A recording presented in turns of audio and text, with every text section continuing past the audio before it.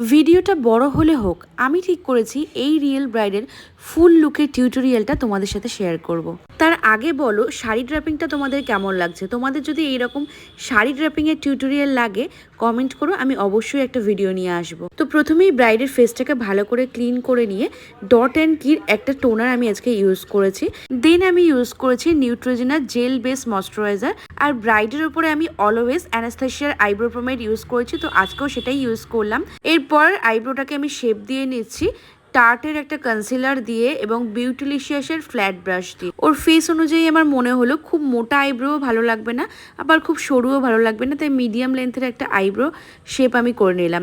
একেবারে আমি আই মেকআপের জন্য বেসও করে নিচ্ছি। তো আজকে আমি ইউজ করেছিলাম PSC tech cover eyeshadow palette. প্রথমেই ট্রানজিশন কালার হিসাবে আমি ব্রাউন কালার ইউজ করলাম, সেটাকে ভালো করে অ্যাপ্লাই এবং ব্লেন্ড করে নিয়ে সেম ভাবে আর একটা চোখেও করে নিলাম। এটা কিন্তু একটু বড় ফ্লাপি ব্রাশ দিয়ে আমি আইটা ব্লেন্ড করলাম। তো আজকে আমি করব স্পটলাইট আই মেকআপ, তার জন্য দুই দিকে ডার্ক কালার ইউজ করতে হবে। তো আমি ব্ল্যাক নিয়েছি, ব্ল্যাকটাকে ব্রাউনের ঠিক পরে একটা মিডিয়াম সাইজের ব্রাশ দিয়ে পুট করে সেটাকে ভালো করে ব্লেন্ড করে নিয়েছি।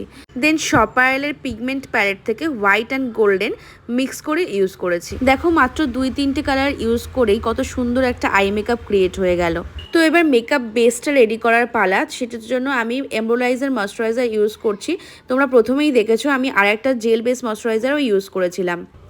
এবার যদি তোমরা চাও পাউডার হাইলাইটার ছাড়া ন্যাচারালি স্কিনটা অনেক গ্লো করুক, তার জন্য তোমাদেরকে লিকুইড হাইলাইটার ইউজ করতে হবে। সেই জন্য আমি এখানে ইউজ করেছি আইকনিকের অরিজিনাল শেডটা। আর লিকুইড হাইলাইটার ইউজ করার পরে কিন্তু সেটিং স্প্রে মাস্ট। এটা কিন্তু দারুণ একটা ট্রিক, এটা অবশ্যই মাথায় রেখো। সেটিং স্প্রে ইউজ করে নেওয়ার পর আমি কালার কারেকশন করে নিচ্ছি আজকে অ্যাফ্লাইজার প্যালেট থেকে।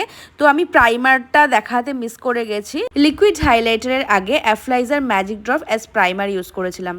তো ফাউন্ডেশন আজকে আমি ইউজ করছি হুডা বিউটি আর শার্লেট টিলবারি মিক্স করে। ফাউন্ডেশন অ্যাপ্লাই করার আগে অবশ্যই মাথায় রাখবে চোখের নিচে এবং লাফিং লাইনের জায়গাটায় খুব বেশি যাতে ফাউন্ডেশন না যায়।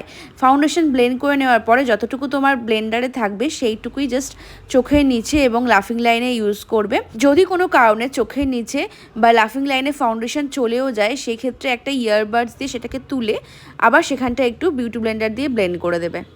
তাহলে লাফিং লাইন বা চোখের নিচে রিঙ্কেলসের জায়গাটায় দাগ কম আসবে। কিন্তু যদি কারোর লাফিং লাইন একদম প্রমিনেন্ট থাকে তাহলে 1-2 ঘন্টা পরে লাফিং লাইনটা চলেই আসবে, সেক্ষেত্রে কোনো ট্রিকই খুব একটা কাজ করবে না। এরপরে আমি কনসিলার হিসেবে ইউজ করছি টার্টের সেপটেপ কনসিলার লাইট স্যান্ড এবং লাইট মিডিয়াম মিক্স করে। ফরএভার 52 থেকে আমি লিকুইড ব্লাশ ইউজ করে নিলাম। তারপরে আমি পাউডার ইউজ করেছি হুডা বিউটি থেকে। দেন পাউডারটা ভালো করে সেট করে নিতে হবে। তোমরা